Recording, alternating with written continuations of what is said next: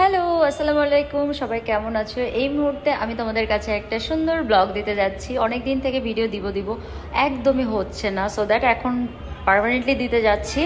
So আসসালামু আলাইকুম সবাই, এই মুহূর্তে কোথায় আছো, কেমন আছো আমাকে জানাই কমেন্ট বক্সে।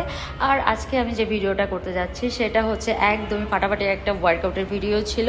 আর এটার ভিতরে আমি যখন ওয়ার্ম আপ করবো সেটা অবশ্যই কার্ডিও বেস করে, তারপরে আমি ইন্ডিভিজুয়ালি ওয়ার্কআউটগুলি করব। এটা ছিল তোমার ট্রেডমিল একদম 20 মিনিট করব আমি। আর এটা যখন করব তখন মনে করো যে 1 মিনিট হাঁটবো, 1 মিনিট দৌড়াবো।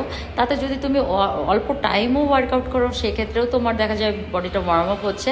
এবং এটা ছিল তোমার হচ্ছে সাইকেল আমার 15 মিনিট করার কথা এখানে। একদম মনে করো ইউজুয়ালি 15 মিনিট করলেই এনাফ, 10 মিনিটে অনেকে করে, কিন্তু আমি 15 মিনিট করেছি। আর 15 মিনিটে তোমার দেখা যায় অনেক সময় বডি ওয়ার্ম আপ হচ্ছে। ওয়ার্ম আপ হওয়ার পর তুমি যে কোনো ওয়ার্কআউট করবা সেটাতে ফোকাস দিলে বিশেষ করে সেই অংশের অনেকটা ফ্যাট বার্ন হতে হেল্প করে। সো আমরা যখন ওয়ার্ম আপ করি তখন অবশ্যই এটা খেয়াল রাখবো যাতে বডিটা ওয়ার্ম আপ হয়। অনেকেই 30 মিনিট থেকে দেখা যায় ট্রেডমিল করছে, কার্ডিও করছে, তারপরে ওদের বডি ওয়ার্ম আপ হয় না। জাস্ট ওয়ার্ম আপ হয় না দেখে ওদের ফ্যাট বার্নটা হয় না। ফ্যাট বার্ন না হলে একদম মাস শেষে বা অনেক সময় দেখা যায় ওদের ওয়েট লস হচ্ছে না। ওয়েট লস করতে গিয়েও দেখা যায় অনেকটা সময় লেট হয়ে যাচ্ছে, প্রসেসিংয়ে অনেক ফাস্ট হচ্ছে না। অনেক সময় কমপ্লেন থাকে যে আপু আমি এতদিন ওয়ার্কআউট করছি, কেন আমার ওয়েট লস হচ্ছে না। কিন্তু ওরা আসলে বিশ্বাস করতে চায় না যে তুমি যদি ঠিকমতো ওয়ার্কআউট করো সেক্ষেত্রে যদি তোমার বার্ন না হয়, সেটা তো আমরা আছি, আমাদের কাছে জিজ্ঞাসা করতে হবে। তারপর আমরা কিছু দেখা যায় এই যে ক্রস ট্রেনারটাও কার্ডিওর একটা অংশ।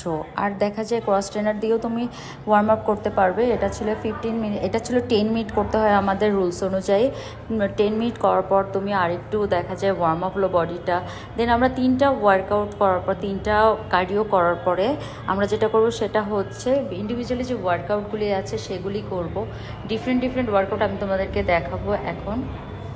এখানে যেটা করছে সেটা হচ্ছে তোমার হিট ওয়ার্কআউট, একটু ডিফারেন্ট টাইপের। আর এটা ওয়েট লস ক্ষেত্রে অবশ্যই দরকার নেই, যারা একটু বডি টোনিং করতে চায় তাদের জন্য ঠিক আছে। আর হচ্ছে হিট ওয়ার্কআউটগুলি আসলে একটু কষ্টদায়ক হয়ে থাকে।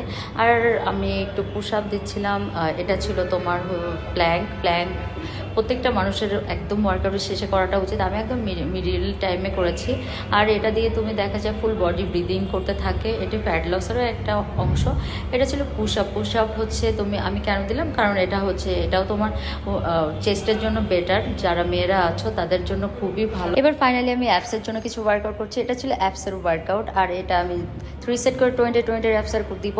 আর এটা ছিল তোমার একদম আপার যে অ্যাপস থাকে, আপার ফ্যাটের জন্য, যেখানে তোমার ফ্যাট জমা হলে স্টোর করলে একদম যাইতে চায় না সহজে। এটাও ছিল তোমার লোয়ার থেকে একদম আপার পর্যন্ত যে ওয়ার্কআউটটা ছিল, এটা ছিল তোমার লাঞ্জেস, একদম হিট ওয়ার্কআউটের ভিতর পড়ে। আর এটা যখন আমি ক্যাটেল বল নিয়ে দিচ্ছিলাম, অবশ্যই দেখেছো 1 বাই 1 এপাশ ওপাশ দুপায়ে মিলে আমি পুরা 23 সেটের একদম 60 করে ডান করে। সো এই পর্যন্ত আমার ওয়ার্কআউট ছিল। সবাই ভালো থাকো, সুস্থ থাকো, সুন্দর থাকো। আল্লাহ হাফেজ, টাটা। যারা আমার পেজটাকে এখনো ফলো দাও নাই, ফলো দিবা অ্যান্ড লাইক অ্যান্ড কমেন্ট করবা কি দেখতে চাও, সেই ভিডিও আমি আপলোড করব তোমাদের জন্য। আর বেশি বেশি শেয়ার অ্যান্ড লাইক দিবা। ওকে, সো ভালো থাকো, আল্লাহ হাফেজ, টাটা।